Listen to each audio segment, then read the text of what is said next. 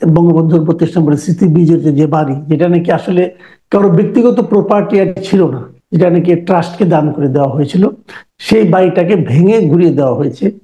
এবং তারপরে সারা দেশে বিভিন্ন জায়গায় আওয়ামী লীগের বিভিন্ন নেতাদের বাড়ি ঘর ভাঙা হয়েছে, পোড়া হয়েছে, আওয়ামী লীগের অফিসও ভাঙা হয়েছে। কিন্তু আমি এই ঘটনার শুরুটা নিয়ে একটু কথা বলতে চাই। সেটা হলো যে 32 নম্বর এই বাড়িটা ভাঙার আগে সোশ্যাল মিডিয়ায় রীতিমতো ঘোষণা দিয়ে আহ্বান জানানো হয়েছে যে বুলডোজার মিছিল হবে এবং বুলডোজার দিয়ে এই বাড়িটা ভেঙে দেওয়া হবে। এখন বুলডোজার কিন্তু প্রত্যেকটা বাড়িতেই যে একটা করে থাকে, খুবই মানে যেমন যেমন প্রত্যেক বাড়িতে একটা করে ঝাড়ু থাকে, একটা করে লাঠি থাকে, সেরকম কি বুলডোজারও সব বাড়িতে থাকে? এত বুলডোজার নিয়ে মিছিল কিভাবে আসবে, অথবা বুলডোজার সাপ্লাই কে দিবে? এই ধরনের জেনে শুনেই তো তারা দিয়েছে ঘোষণাটা, এবং তারা দেখলাম ঠিকই বুলডোজার নিয়ে হাজির হলো। তো এইটা কিভাবে সম্ভব হলো? আবার রাষ্ট্র এটা একটা বিবৃতি দিয়েছে, রাষ্ট্রের বিবৃতি প্রসঙ্গটা আমরা পরে আসি। আপনি বরং আমাকে এই জায়গাটুকু বলেন যে এই যে এটা সম্ভব হলো কি করে, এবং এখানে সরকার কেন এই যে এই ধরনের একটা নাশকতাপূর্ণ আচরণকে বাধা দিল না? আপনি নিশ্চয়ই খেয়াল করেছেন, এর মধ্যে আজকে সকালে দেখলাম বিভিন্ন দেশের নাগরিকরা, আমাদের টিআইবি দেখলাম গতকালকে বিবৃতি দিয়েছে এবং সরকারের যে ভূমিকাকে তারা সমালোচনা করেছে। আপনি সব মিলিয়ে এটাকে কিভাবে মূল্যায়ন করছেন? দেখেন যে বঙ্গবন্ধু ভবন 5ই অগাস্টে পুড়িয়ে দেওয়া হয়েছিল, তার ঠিক 6 মাস পরে মাটিতে পুড়িয়ে দেওয়া হলো এবং ঘোষণা দিয়ে এই এটা আসলেই কিন্তু খুবই দুঃখজনক যে এই বাড়িটার সাথে অনেক স্মৃতি, বাংলাদেশের রাষ্ট্র সৃষ্টি হওয়ার অনেক স্মৃতি জড়িত আছে। সুতরাং এটা একটা ঐতিহাসিক বাড়ি, কিন্তু সবকিছু যদি আপনি মিলাই দেখেন আগে পরের, তাতে আপনি দেখবেন যে বাংলাদেশের রাষ্ট্রটা আজ এক গভীর ষড়যন্ত্রের মধ্যে পড়ে গেছে। ষড়যন্ত্রটা হচ্ছে এইটা যে বাংলাদেশ রাষ্ট্রটাকে পৃথিবীর কাছে তুলে ধরা হবে এইভাবে যে এটা একটা অকার্যকর রাষ্ট্র, এখানে একটা জঙ্গিবাদের উত্থান ঘটতেছে, এবং সেই সব যে আপনার তার জন্য যা যা দরকার, অর্থাৎ নৈরাজ্যকর একটা অবস্থা, এখানে ঘোষণা দেয়া হয়েছে যে এটা ভেঙে দেয়া হবে, বুলডোজার নিয়ে আসেন, হাতুড়ি নিয়ে আসেন, এবং ঠিক সেইভাবে ভেঙে দেয়া হলো। সেখানে রাষ্ট্র কি করলো? রাষ্ট্র তার যে নিরাপত্তা বাহিনী আছে, যে পুলিশ চলে আসলো, পরে সেখানে মিলিটারি গেল, মিলিটারিও চলে আসলো, এবং স্বরাষ্ট্র মন্ত্রণালয়, যার দায়িত্ব হচ্ছে রাষ্ট্রের যে কোনো প্রপার্টি বলেন, মাল, জানের সাথে মাল কথাটা আসে, তাকে রক্ষা করা, এখানে তারা একদম নিশ্চুপ থাকলেন। এই যে একটা ষড়যন্ত্র, এই যে একটা ষড়যন্ত্র হলো যে বাংলাদেশ রাষ্ট্রের মুখে কালিমা লেপন করা, এটা একটা অকার্যকর রাষ্ট্র, এই ষড়যন্ত্র কিন্তু গভীরে প্রথিত। এটা ঢাকা, দিল্লি, ইসলামাবাদ, প্যারিস হয়ে ওয়াশিংটন পর্যন্ত আপনার এই ষড়যন্ত্রের জাল বিস্তৃত হয়ে গেছে। আমরা এখানে যদি আপনি দেখেন ঘটনাটাকে যদি একটু বিশ্লেষণ করেন, আপনি দেখবেন যে প্যারিসে বসে এক ভদ্রলোক, আসলে তাকে আমি বলি যে এক হিন্দু রাসপুটিন, পিনাকি ভট্টাচার্য, উনি কিন্তু ঘোষণা দিয়ে যাচ্ছিলেন যে এইভাবে ভাঙা হোক, এইভাবে ভাঙা হোক, হাতুড়ি দিয়ে ভাঙান, আপনার এক্সকাভেটর বুলডোজার আনেন, তার উনি লাইভে ডিরেকশন দিচ্ছেন। পরের দিকে উনি বললেন যে এর পরবর্তী হচ্ছে যে টুঙ্গিপাড়া, অর্থাৎ বঙ্গবন্ধুর মাজার যেখানে আছে সে মাজার। এখন দেখেন আমাদের এই বাংলাদেশে এই একদল মুসলমান আছে যারা ওহাবিপন্থী, তারা কিন্তু মাজার ভাঙতে চায় এবং মাজার ভাঙে। এখন মাজার, কবরস্থান একটা পবিত্র জায়গা হিসেবে মুসলমানরা গণ্য করে, সেখানে যে যদি ভাঙা হয় তাহলে কিন্তু জাতির মধ্যে আরো বড় ধরনের, বিশেষ করে বঙ্গবন্ধুর মাজার যদি ভাঙা হয় তাহলে জাতির মধ্যে একটা বড় ধরনের বিভক্তি, নৈরাজ্যকর একটা ভয়াবহ রকমের অবস্থার সৃষ্টি হওয়ার সম্ভাবনা আছে। আপনি দেখেন যে শুধু যে ঢাকায় 32 নম্বর না, আরো অনেক জায়গায়, প্রায় আমার জানা মতে যে 47টা জায়গায় এই আক্রমণ হয়েছে, এবং সেই সময় ডক্টর মোহাম্মদ ইউনূস এবং তার মন্ত্রিসভা নিশ্চুপ ছিলেন। পরে বললেন যে এখন তোমরা ক্ষান্ত দাও, এখন তোমরা ক্ষান্ত দাও। এখন এই ষড়যন্ত্রের সর্বশেষ সবচেয়ে বড় ভিকটিম হচ্ছে ডক্টর মোহাম্মদ ইউনূস। তাকে প্রমাণ করা গেছে তিনি একজন অথর্ব, তিনি একজন অকার্যকর, তিনি একটা unfit administrator for this country. আপনি এই পরিপ্রেক্ষিতে দেখেন যে আগামী 12-13-তে এই নরেন্দ্র মোদী সাহেব এসে যাচ্ছেন, ওয়াশিংটন যাচ্ছেন, সেখানে তিনি 13 তারিখে তার মিটিং ট্রাম্পের কাছে। এই মিটিং সেট হয়েছে জানুয়ারি মাসের প্রথম শেষ দিকে। তারা ঠিক করছে যে 13 তারিখে 12-13 তারিখে উনি যাবেন। ঠিক ওই মিটিংকে কেন্দ্র করেই কিন্তু এই ষড়যন্ত্রের জাল বোনা হয়েছে যে বাংলাদেশে এমন একটা পরিস্থিতি সৃষ্টি করা হবে যে পরিস্থিতি তুলে ধরা যাবে। দেখো, উনি পারতেছেন না, এখানে জঙ্গিবাদের উত্থান হচ্ছে, এইখানে এক্সট্রিমিস্ট এসে গেছে, এখানে কোনো একটা দেশ তো এটাকে ভালো বলে নাই, কোনো একটা সংবাদ মাধ্যম ভালো বলে নাই। আপনি বঙ্গবন্ধুর বাড়িকে ধ্বংস করে দিয়ে কি করলেন? শুধুমাত্র দেখাইলেন যে এইখানের পুলিশ বাহিনীর কোনো দায়িত্ব নাই, এখানে সিকিউরিটি এজেন্সি, সিকিউরিটি যে অর্গানাইজেশনগুলি আছে তারা দায়িত্বহীন, মন্ত্রিসভা দায়িত্বহীন, এবং এখানে অনেক ধরনের স্লোগান দেওয়া হয়েছে যেটা মৌলবাদী স্লোগান, এটা মৌলবাদীর উত্থান করতেছে। সুতরাং এই সরকার দুর্বল, এই সরকারের উপর একটা বড় ধরনের চাপ ভারত সৃষ্টি করার জন্য তাদের যে এজেন্ট যে এই প্যারিসে বসে সেই হিন্দু রাজপুটিন পিনাকি ভট্টাচার্যর মাধ্যমে এই টোটাল জিনিসটা আপনার অর্গানাইজ করছে। কিন্তু আমার দুর্ভাগ্য, আমি অবাক হয়ে যাই যে বাংলাদেশের যারা রাজনীতি সচেতন লোকজন কেন তারা এটা বুঝতে পারতেছে না, কি কারণে তারা বুঝতে পারতেছেন না যে এই লোকটা সকল নাটের মূল, এই লোকটা একটা মানে ভুয়া মানে ফেক মেডিসিনের ফেরিয়াল্লা। সে এইগুলি যায় একটা এই এই এই অন্য রাষ্ট্রের পক্ষ হয়ে বাংলাদেশে একটা অস্থিতিশীল পরিস্থিতি সৃষ্টি করতেছে। আমরা শেখ হাসিনাকে উৎখাত করছি, এটা তো পিনাকি করে নাই, সে হয়তো এখান থেকে দিচ্ছে, কিন্তু সারা দেশের জনগণ শেখ হাসিনাকে উৎখাত করছে। এখন আমাদের দরকার হচ্ছে যে স্থিতিশীলতা, একটা শক্তভাবে আমরা যেন আইন শৃঙ্খলাটা, ইকোনমিটাকে একটা পথে আনতে পারি, যেন বাংলাদেশ গণতন্ত্রের পথে যেতে চায়। একটু থামাই মানে কি, আমি কিন্তু ইকুয়েশনটা বুঝতে পারছি না, আপনি যে কথাটা বলছেন বুঝতে পারছেন। এই কারণে আপনি একদিকে দায়ী করছেন পিনাকি ভট্টাচার্য, উনি উস্কানি দিয়েছেন, উনি ভারতকে হেল্প করার জন্য ট্রাম্পের সঙ্গে মোদির এই বৈঠকের সময় ভারতকে একটা বাড়তি মাইলেজ দেওয়ার জন্য উনি এই দেশকে একটা জঙ্গিবাদী রাষ্ট্র হিসেবে সারা দুনিয়ার কাছে প্রমাণ করার জন্য পিনাকিটা করছে, মানলাম। যদি হয়েও থাকে তর্কের খাতিরে, তাহলে সরকার কেন এটাকে প্রতিরোধ করলো না? তো সরকার কি পিনাকি চালাচ্ছে, নাকি সরকারের উপর পিনাকি এত প্রভাব আছে? না, এখানে বুঝতে হবে যে এই সরকারের ভিতরে বেশ কিছু অ্যাডভাইজার আছে যারা ভারত এবং আমেরিকার তাবেদার। এখন আমেরিকা কিন্তু সবসময় বলে ডোন্ট মেস উইথ ইন্ডিয়া। এই যে কোনো সরকারকে তারা বলে যে ইন্ডিয়ার সাথে তোমাদের সম্পর্ক যেন খারাপ না হয়। এরকম আরো আছে যারা ভারতের কথায় চলে, ভারতের কথায় তারা নিশ্চুপ রয়েছে যে না, বঙ্গবন্ধুর বাড়ি ভেঙে দিলে পরে একটা বিরাট অ্যাচিভমেন্ট হবে। যে অ্যাচিভমেন্ট হয়েছে, ভারতের জন্য অ্যাচিভমেন্ট হয়েছে যে এখানে আইন শৃঙ্খলা নাই, যে উদ্দেশ্য নিয়ে আসছে সেজন্য মন্ত্রিসভা কিছুই বলে নাই। শেষের দিকে এসে তাদের সম্বিত ফিরছে, তাদের ভিতরে তো আছে অনেক লোকজন এসে সম্বিত ফিরছে যে না, এটাকে অ্যালাউ করা যায় না। এখানে যখন আপনি দেখেন গাজীপুরের লোক মারা গেছে, যখন এরকম পরিস্থিতি হয়েছে, আমাদের কি ইন্টেলিজেন্স ব্রাঞ্চ নাই যে তারা কি জানতো না যে এই ধরনের একটা অবস্থা হতে পারে? এই যে সে লোকগুলি মারা গেল, আহত হইলো, এটা আমাদের জন্য কি ভালো কোনো কিছু আনলো? ডক্টর ইউনূসের সরকারের জন্য কি ভালো কোনো বার্তা আনলো? আপনার বাড়ি পোড়াবেন কেন? আপনার যে সব অপরাধী আছে তাদেরকে তো আপনি ধরতেছেন না, আপনি তাদেরকে ধরতেছেন না। এই যে 600 কতজন আওয়ামী সন্ত্রাসী, আওয়ামী মানে লুটপাট করছে অপরাধী, তারা অপরাধী, হত্যাকাণ্ডের সাথে জড়িত ছিল, সরকারের থেকে তাদেরকে পলায় যেতে দিচ্ছেন। আপনি জিজ্ঞেস করার সাহস নাই কে তাদেরকে পলায় যেতে দিছে, কেমনে কিভাবে গেছে?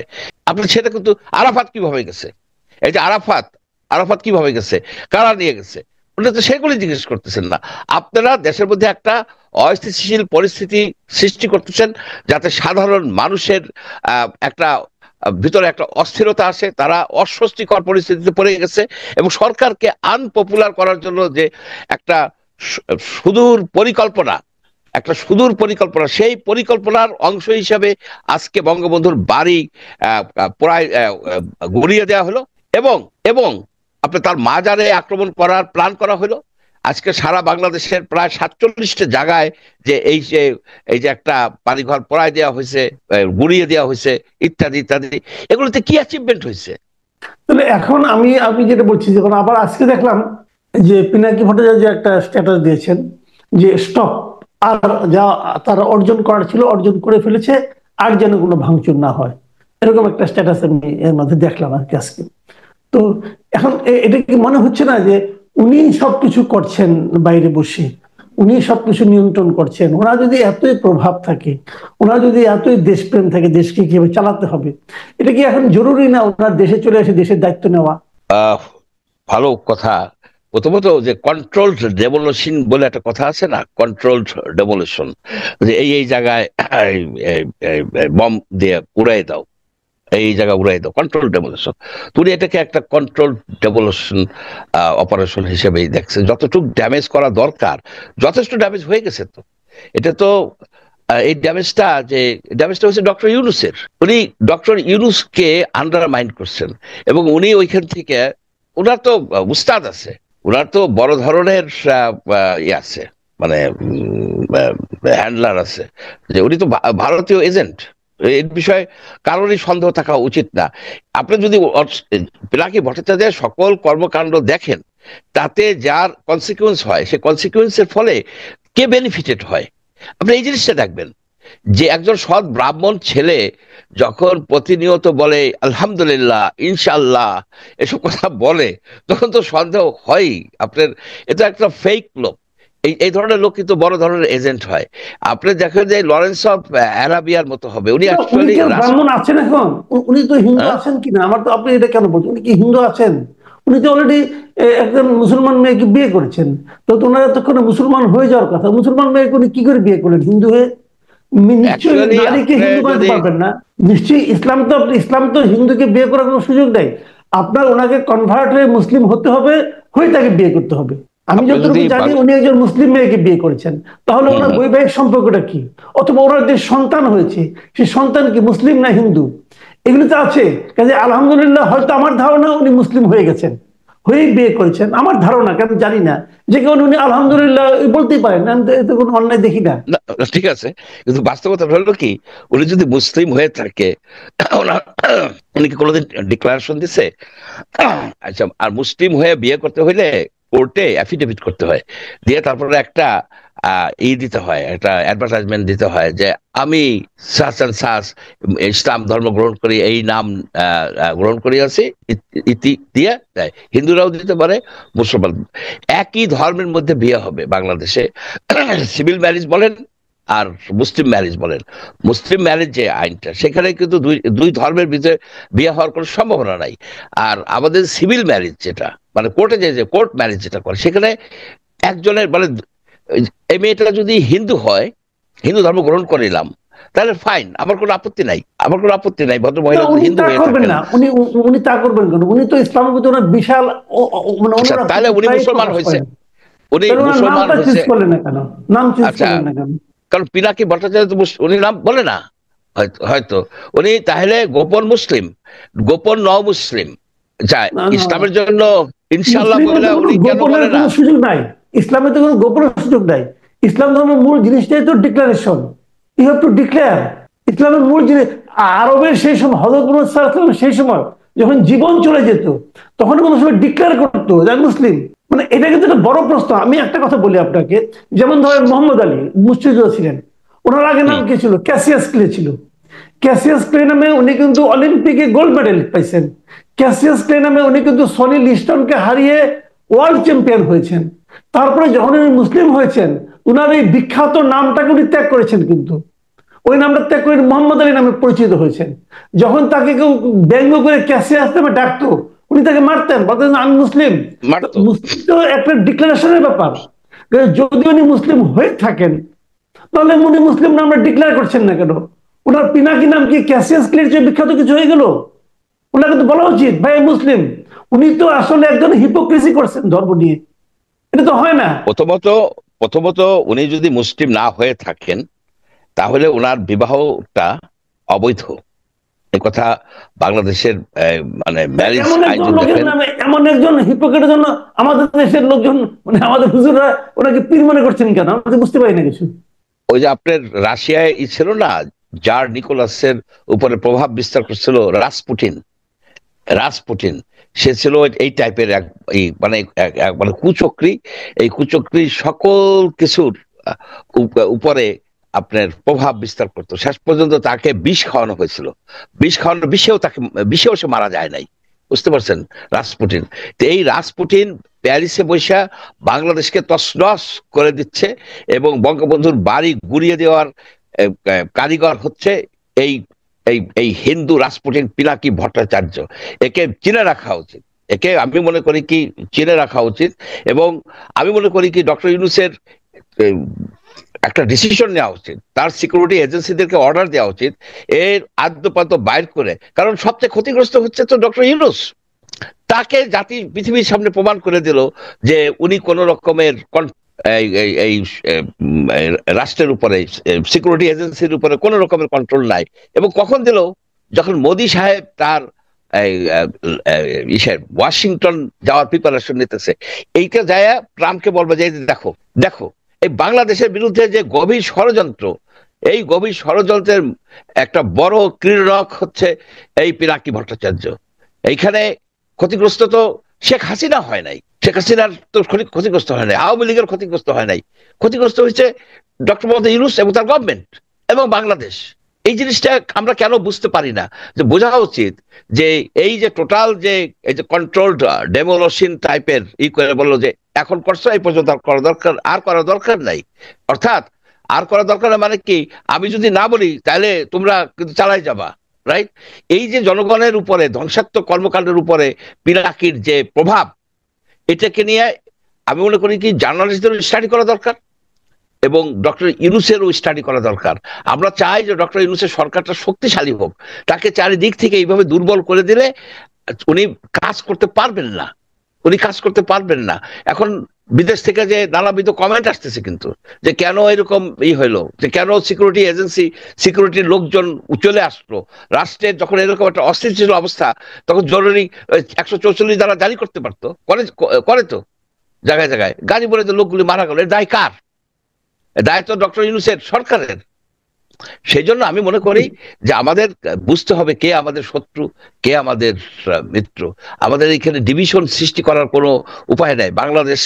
বাংলাদেশ রাষ্ট্র হিসাবে, জাতি হিসাবে আমাদেরকে বিশ্বের দরবারে যদি স্থান করে নিতে হয়, তাহলে এই সব কুচক্রী, এই যে বিরোধী শক্তি, এদেরকে আইডেন্টিফাই করতে হবে। তাদের কথা নাচতে চলবে না। একজন একজন হিন্দু লোক ওই প্যারিসে বৈশা সে মুসলিম সাইজা এই যে মাদ্রাসার ছাত্র, এই যে ইসলামিক পন্থী লোকজনকে যে মডুলেট করে, এর পেছনে যে কি মনস্তাত্ত্বিক কর্মকাণ্ড আপনি জানেন। যে তার যে এই যে আমরা যে একটা করছিলাম, মানে ওই একটা এপিসোড করছিলাম পিনাকির নিয়া, ওষুধ কেলেঙ্কারি নিয়া, সেখানে কয়েক হাজার কমেন্ট আসছে। আমি সেই কমেন্টগুলো একটু স্টাডি করে দেখছি, বেশিরভাগই হলো ফেক অ্যাকাউন্ট থেকে আসছে এবং এগুলো বট। একই রকমের কথা দিয়ে তাতে মনে হবে যে লক্ষ লক্ষ লোক মাসুদ কামালকে ডিসলাইক করে। আসল ঘটনা হচ্ছে এটা সফটওয়্যার ক্রিয়েটেড, সফটওয়্যার জেনারেটেড। এটা বোঝা উচিত লোকের। আপনার একই সাথে 50টা পড়ে যাচ্ছে, আপনি যখন ভিউ নাই কমেন্ট আছে। এগুলি বটের যেসব ক্যারেক্টারিস্টিক সবগুলি, সেই জন্য এইগুলিকে আমি একদমই করি। Pinaki is a cyber criminal. এর হাত থেকে বাংলাদেশকে রক্ষা করতে হলে অনেক চিন্তা ভাবনা করতে হবে রে ভাই। জি ঠিক আছে, আমি আর এগুলো নিয়ে আলোচনা কি করবো, আর ভালো লাগে না এগুলো। সবচেয়ে বড় কথা হলো কি, আমি হতাশা বোধ করি। প্রিয় দর্শক, আমরা অনুষ্ঠান এখানে শেষ করছি। আমি কেবল এটুকুই বলবো, আমি আসলে খুবই হতাশা বোধ করি এই কারণে যে আমরা তো এই দেশটাতে আছি। এই দেশে যদি আগুন লাগে, তার উত্তাপ কিন্তু আপনার আমার গায়ে লাগে। যিনি দূর দেশে বসে থাকেন, হাতে শ্যাম্পেনের বোতল নিয়ে দেখেন যে আগুন ধরছে, উনি আগুনের রূপটা দেখেন, তাপটা দেখেন না। তাপটা আমরা অনুভব করি।